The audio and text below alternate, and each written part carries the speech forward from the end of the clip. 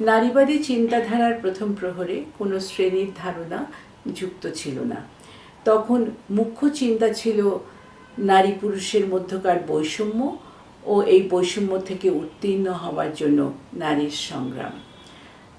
পরবর্তীকালে কাঠামোবাদী অর্থাৎ স্ট্রাকচারালিস্ট ভাবধারায় শ্রেণী কাঠামো অন্তর্ভুক্ত হয় এবং অবশ্যই সমাজতান্ত্রিক ভাবধারায় সেটা প্রতিফলিত হয়। নারীবাদ ও সমাজতান্ত্রিক বা মার্ক্সীয় ভাবধারা দুটোই কাঠামোবাদী বা স্ট্রাকচারালিস্ট ভাবধারা থেকে উৎসারিত। সমাজতান্ত্রিক বিশ্লেষণের কেন্দ্রে রয়েছে শ্রেণী কাঠামো আর নারীবাদী ভাবধারায় রয়েছে পিতৃতন্ত্র। শ্রেণী সম্পর্কের ভাবধারা প্রবলতর হয় সমাজতান্ত্রিক নারীবাদের মাধ্যমে। সমাজতন্ত্র বা মার্ক্সবাদী ধারণায় শ্রেণী সংগ্রামকেই সমাজের অগ্রগতির মূল চাবিকাঠি হিসেবে মনে করা হয়েছে, তারপর নারী মুক্তি। অন্যদিকে সমাজতান্ত্রিক নারীবাদীরা যদিও শ্রেণী বিশ্লেষণকে মুখ্য ভূমিকায় দেখেছেন, তারা পিতৃতন্ত্রকে যোগ করেছেন সেই সমাজ বিশ্লেষণে। আন্দোলনের ক্ষেত্রে তারা ভেবেছেন নারী মুক্তির সংগ্রাম শ্রেণী সংগ্রামের সঙ্গে সমান্তরালভাবে না চললে নারী মুক্তি আসবে না। এর জন্য শ্রেণী সংগ্রামের বাইরেও নারী সংগ্রাম পৃথকভাবে চালাতে হবে। এই বিতর্ক ও ভাবনা সমাজতান্ত্রিক চিন্তা চেতনার অনেকটা জুড়েই ছিল এবং এখনো আছে। অন্যদিকে র্যাডিক্যাল ফেমিনিস্ট বা র্যাডিক্যাল নারীবাদ পিতৃতান্ত্রিক সমাজ কাঠামোতে মুখ্য ভূমিকা পালন করে নারী ও পুরুষের ক্ষমতার লড়াই। সেখানে অন্য কোনো সামাজিক বিশ্লেষণ যেমন শ্রেণী কোনো গুরুত্ব পায়নি। তবে অনেকের ধারণা যে র্যাডিক্যাল নারীবাদ নারীকেই একটি শ্রেণী হিসেবে দেখেছে। আগেই বলা হয়েছে যে পিতৃতন্ত্রের ধারণা ও শ্রেণী কাঠামো দুটোই কাঠামোবাদী বা স্ট্রাকচারালিস্ট ভাবধারার থেকে উৎসারিত, কারণ দুটোর কেন্দ্রে রয়েছে গ্র্যান্ড ন্যারেটিভ বা বৃহত্তর আখ্যান। কিন্তু উত্তর কাঠামোবাদীরা অর্থাৎ পোস্ট স্ট্রাকচারালিস্টরা এই ধরনের ব্যাখ্যানকে বিশ্বাস করেনি। তারা শ্রেণী বা নারী পুরুষ ধারণাগুলোকে ডিকনস্ট্রাক্ট বা বিনির্মাণ করেছে নানাভাবে। এই আলোচনায় এখন আসা যাক। বিনির্মাণের লক্ষ্য ছিল সেই সকল ধারণা যেগুলি পাশ্চাত্যে চিন্তায় উৎস হয়েও একটি বৈশ্বিক রূপ লাভ করেছে, যেমন পিতৃতন্ত্র। ডিকনস্ট্রাক্টিস্টরা অর্থাৎ বিনির্মাণবাদীরা বলেন যে patriarchy does not mean one size fits all, অর্থাৎ পিতৃতন্ত্র সব সমাজেই একভাবে দেখা দেয় না। এটি উন্মোচিত হয় তাদের এই ভাবধারায়। নারী প্রত্যয়টির ভিন্নতা আছে তাদের ভিন্ন ভিন্ন অবস্থান বুঝে, যেমন আদিবাসী নারী, দলিত নারী, শ্রমজীবী নারী। নারী পুরুষের মেরুকরণও মানে বাইপোলারিটি চ্যালেঞ্জ করেছে তারা তৃতীয় জেন্ডার বা ট্রান্সজেন্ডারের ব্যাখ্যান নিয়ে এসে। অর্থাৎ নারীবাদের কোনো একক সংজ্ঞা না দিয়ে তারা এর মধ্যে বৈচিত্র্য নিয়ে এসেছে। আবার একই সঙ্গে নারীর প্রতি বৈষম্য মনে রেখে তারা এনেছে ইন্টারসেকশনালিটি বা অন্তর সংযুক্তির কথা। এটা একটা পদ্ধতি বা মেথডোলজি হিসেবেই উপস্থাপিত হয়েছে। অন্যদিকে শ্রেণী প্রত্যয়টিরও যে সব কিছু ব্যাখ্যা দিতে পারে সেটাও উঠে এসেছে এই ভাবধারার থেকে। যেমন দক্ষিণ এশিয়ার প্রেক্ষাপটে ইতিহাসবিদ রণজিৎ গুহ উদ্ভব করেছেন সাবঅল্টার্ন বা নিম্নবর্গীয় ধারণা। এর যুক্তি হচ্ছে যে পাশ্চাত্যের উপনিবেশিক রাষ্ট্রের সমাজ কাঠামো ও উপনিবেশিত দেশের সমাজ কাঠামো, শ্রেণী ব্যবস্থা ও সমাজ গঠন ভিন্নতর। ফলে অনেক জনগোষ্ঠী যেমন দলিত, আদিবাসী, এমনকি নারীও মূলধারার শ্রেণীবিন্যাস থেকে পৃথক থেকে গেছে। তারা উপনিবেশিক রাষ্ট্রের বাইরে অবস্থান করে এবং ক্ষণে ক্ষণে রাষ্ট্রের সঙ্গে সংঘর্ষে লিপ্ত হয়। এই ধারণা নারীবাদীদেরকেও প্রভাব করেছে বইকি। বৈশ্বিক এই তাত্ত্বিক আলোচনার থেকে আমরা এখন বাংলাদেশের নারী আন্দোলনের প্রেক্ষাপটে আসতে পারি। নারী আন্দোলনের অংশগ্রহণকারী কারা বাংলাদেশে? আমরা ভিন্ন ধরনের সংগঠন দেখতে পারি। এক হচ্ছে নারী সংগঠন, যাদের নেতৃত্ব নারীরাই আছে, আবার একই সঙ্গে তাদের পুরো এজেন্ডাটাই নারী ফোকাসড। অপরদিকে আরও সংগঠন আছে, শ্রমজীবী সংগঠন, ট্রেড ইউনিয়ন, যাদের ইস্যুগুলো পৃথক পৃথক, এজেন্ডাগুলো পৃথক পৃথক, কিন্তু তারা নারী ইস্যুতে মাঝে মধ্যে একত্রিত হয় এবং সেটা একটা সার্বিক আন্দোলনে রূপ নিতে পারে। অন্যদিকে আছে দলীয় রাজনৈতিক দলগুলির যে বিভিন্ন নারী ফ্রন্ট, তারাও অংশগ্রহণ করে মাঝে মধ্যে এই আন্দোলনে। এই নারী আন্দোলনে অংশগ্রহণের প্রকৃতিগুলি কি? সেই আন্দোলনের প্রকৃতির সাথে শ্রেণী সম্পর্কেরই কি ধরনের যুক্ততা? আমরা দেখেছি যে অধিকাংশ নারী আন্দোলনের এজেন্ডাগুলো লিড দিচ্ছে শহরে মধ্যবিত্ত নারীরা, এবং কারণ একটা হতে পারে যে শ্রমজীবী নারীর শিক্ষাগত যোগ্যতা তুলনামূলকভাবে কম এবং তারা নেতৃত্বেও কম আসছে। তাদের যে সংগঠনগুলো সেগুলো নারী সংগঠন নয়, ট্রেড ইউনিয়ন সবসময় নারী সংগঠন নয়। তো তারা যখন উঠে আসতে চাচ্ছে তাদের বাধা অনেক বেশি হচ্ছে। অন্যদিকে মূলধারার নারী এজেন্ডাগুলি আমরা দেখেছি যে সেখানে কিন্তু রাষ্ট্র এক ধরনের করায়ত্ত করেছে, অর্থাৎ এটা এক ধরনের শ্রেণী বিবর্জিত এজেন্ডা। যেমন উন্নয়নে নারী, সেটা তারা সকল ধরনের নারীর কথাই বলছে, এবং উন্নয়নের ব্যাখ্যাটাও শ্রেণী বিবর্জিত। কার উন্নয়ন হবে, কিভাবে উন্নয়ন হবে, কে এর ফসল পাবে, এগুলোর মধ্যে তারা যাচ্ছে না।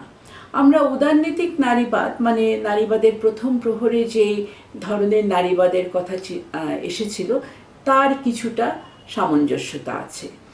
তো সেই ধরনের আন্দোলনের সেই ধরনের এজেন্ডাটা মোটামুটি এক ধরনের রাষ্ট্রিক একটা কাঠামোর মধ্যেই আসে। অন্যদিকে আমরা প্রতিবাদ বা প্রতিরোধী নারী এজেন্ডাটাকে কিভাবে দেখব? সেখানে অবশ্যই যেগুলো শ্রমজীবী নারী সংগঠনগুলো লিড নেয়, সেখানে কিন্তু অবশ্যই শ্রেণী সম্পর্কটা চলে আসে। যেমন গার্মেন্টস ফ্যাক্টরির নারীদের যে ইস্যুগুলো তারা নিজেরাই নিয়ে আসে এবং সেগুলো অবশ্যই শ্রেণীযুক্ত একটি এজেন্ডা। সেখানে মাঝে মধ্যে মধ্যবিত্ত নারীরাও অবশ্য তারা এতে অংশগ্রহণ করে, যদি এই সমস্যাগুলো একটা উন্নয়নের দিকে যায়। যেমন গার্মেন্টস ফ্যাক্টরির সেফটিগুলো, মানে নিরাপত্তা দেওয়া ব্যাপারগুলো যদি এখন এইসব নারীদের যে ভায়োলেন্স, যেখানে সহিংসতা এদের প্রতি দেখানো হয়, সেই ধরনের সমস্যার মোকাবেলা করতে গিয়ে অনেক সময় মধ্যবিত্ত নারীরাও চলে আসে। তো আমরা এক ধরনের বলতে পারি যে মধ্যবিত্ত নারীরা তখনই একতা প্রকাশ করে যখন এই ইস্যুগুলো একটা মূলধারায় চলে আসে, বা রাষ্ট্রীয় আদলে যখন এটাকে উত্থাপন করা হয়। সেটা মিডিয়ার মাধ্যমেই হতে পারে, আবার মানে এমনিতেই ওই প্রকৃতির যে সহিংসতার প্রকৃতির এতটা প্রকট হয় যে তখন এটা একটা সোশ্যাল ইস্যু হিসেবে চলে আসে। তখন বিভিন্ন ধরনের নারীরাও একতা প্রকাশ করতে আমরা দেখি। কিন্তু মধ্যবিত্ত নারীর সাথে যে যোগসূত্র আমার বিশ্বাস যে এটা সবসময় নেগেটিভ না, এটা একটা মানে এটা একটা একতাবদ্ধ হলে পরে একটা সেতু বন্ধন তৈরি করতে পারে, এবং সেই হিসেবে নারীর যে এজেন্ডা সেটা অনেকটাই তারা এটা শক্তিশালী হতে পারে। কিন্তু অল্প কয়েকটা মানে আমাদের যে ঘটনাগুলো ঘটে সেটা অল্প কয়েকটা ইনসিডেন্টস আমরা পাই যেগুলোতে আমরা দেখতে পারি, যেমন কল্পনা চাকমার অপহরণ একটা সামরিকরণের একটা মানে ইস্যুর মধ্যে এটা চলে এসেছে, তার জন্য অনেক বেশি প্রাধান্য পেয়েছে। আবার অন্যদিকে যেমন বেগমগঞ্জের সাহসিকতা যে গণধর্ষণ, সেটা যে কেস ফাইল করা হয়েছে, সেখানেও কিছু নারী আমাদের এই সেতু বন্ধনটা তৈরি করতে পেরেছে। অন্যদিকে নিম্নবর্গীয় নারী আন্দোলন যেগুলো, যেমন আদিবাসী নারী বা শ্রমজীবী নারী বা দলিত নারী, তাদের যে সংগ্রামগুলো হয় সেখানে অবশ্যই শ্রেণী সম্পর্কগুলো যুক্ত হয়, কিন্তু একই সাথে সেখানে নারীদের কণ্ঠগুলো ক্ষীণ হয়ে যায় বা প্রান্তিক হয়ে যায়। এই জায়গাটাই আমাদের লক্ষণীয় যে তখনই কিন্তু মধ্যবিত্ত শ্রেণী, শহুরে শ্রেণী বলি বা মধ্যবিত্ত শ্রেণী বলি বা মূলধারার যে নারীরা যদি এগিয়ে আসে, সেই সেতু বন্ধনটা তৈরি করা যায় যে তাদের ক্ষীণ কণ্ঠগুলোকেও আরও জোরদার করে তারা সে অর্থে সহযোগিতা করতে পারে এই আন্দোলনের। এখন প্রশ্ন হচ্ছে যে শ্রেণী সম্পর্ককে নারী আন্দোলনে আরও জোরদার করতে গেলে তাহলে কি করা দরকার? এটা অবশ্যই আমরা জানি যে প্রতিরূপবাদী যে সকল নারীরা আছে, বিশেষ করে যারা প্রান্তিক জনগোষ্ঠীর থেকে আসে, তাদের কণ্ঠগুলো আমরা আদৌ শুনতে পাই কি না, এই প্রশ্নটা জাগে। এবং সেই কণ্ঠগুলোকে আরও শক্তিশালী করার উপায় কি বা পদ্ধতিগুলো কি, সেই পদ্ধতির চর্চা বা সেই দিকে নজরটা কি আমাদের বাংলাদেশের নারী আন্দোলনে আছে, এই প্রশ্নটাই এখন আমাদের জাগে। একটা পদ্ধতির কথা বলতে পারি যেখানে রিসার্চ ইনিশিয়েটিভস বাংলাদেশ একটি উদ্যোগ নিয়েছে এবং এটা আস্তে আস্তে বিভিন্নভাবে বিভিন্ন সংগঠন ছড়াচ্ছে, সেটা হচ্ছে পার্টিসিপেটরি অ্যাকশন রিসার্চ, অর্থাৎ একে অনেকেই বলে অংশগ্রহণমূলক গবেষণা কিংবা গণগবেষণা। এখানে প্রান্তিক জনগোষ্ঠী, বিশেষ করে নারীরা, তারাই কিন্তু তাদের যে সমস্যা সেগুলি সংজ্ঞায়িত করে এবং সংজ্ঞায়িত করে এগুলোর চ্যালেঞ্জগুলোকে তারা বলে এবং তার উপরে কোন কোন সমস্যা অগ্রাধিকার পাবে তাদের জন্য সেগুলো মিলিতভাবে তারা আলোচনা করে। এই মিলিতভাবে আলোচনা করার পর তারা আবার এটাকে অগ্রাধিকার রূপে তারা নিয়ে আসে, মানে কোন সমস্যাটা আগে তারা বিচার করবে বা বিশ্লেষণ করবে আর কোন সমস্যাটা তারপরে আসবে। এই করে যদি 1, 2, 3 প্রায়োরিটাইজ করে, তখন আমরা দেখি যে নারীরা তারপরে একটা অ্যাকশন নিতে উদ্যোগী হয়। যেহেতু এটা অ্যাকশন রিসার্চ, তার জন্য এটা অ্যাকশন হিসেবেই তাদেরকে ওই রিসার্চের গবেষণার মধ্যে ওই অ্যাকশনটাকে নিতে হবে। এই করে তারা যখন এই অ্যাকশনটা নেয় এবং এর ফসলটা কি হলো সেটা নিয়ে আবার বিশ্লেষণ করে, এই রূপটাকে প্র্যাকসিস বলা হয়। এই পদ্ধতিটাকে আমরা দেখেছি এটা খুব কার্যকরী একটা পদ্ধতি, যেখানে এক হচ্ছে নারীর কণ্ঠগুলো শোনা যায়, তাদের জনগোষ্ঠীর মধ্যেও শোনা যায়, তারা বিভিন্নভাবে অবদমিত, তারা শুধু মূলধারা সমাজ দ্বারা অবদমিত না, তারা নিজেদের সমাজের পুরুষ যারা আছে তাদের দ্বারাও অবদমিত, তাদের স্থানীয় যে কাঠামো আছে, ক্ষমতার কাঠামো আছে, সেগুলো দিয়ে অবদমিত। তো সেখান থেকে তারা একটা কণ্ঠ পায়, একটা আর্টিকুলেশন চলে আসতে পারে। সেই আর্টিকুলেশনটা তারা যখন সংঘবদ্ধ হয়ে করে তখন একটা ফোর্স হিসেবে কাজ করতে পারে। ফলে আমরা দেখেছি যে তারা ছোট ছোট জিনিসগুলো করতে পারে যেগুলো বৃহত্তর কাঠামো, ক্ষমতার কাঠামোকে ছোঁবে না, কারণ অবশ্যই বৃহত্তর ক্ষমতার কাঠামোর মধ্যে যদি তারা হাত দেয় সেটা খুব মানে খুব একটা পজিটিভ দিক তাদের কাছে হবে না, কারণ তাদেরকে যথেষ্ট শক্তি সঞ্চার করতে হবে।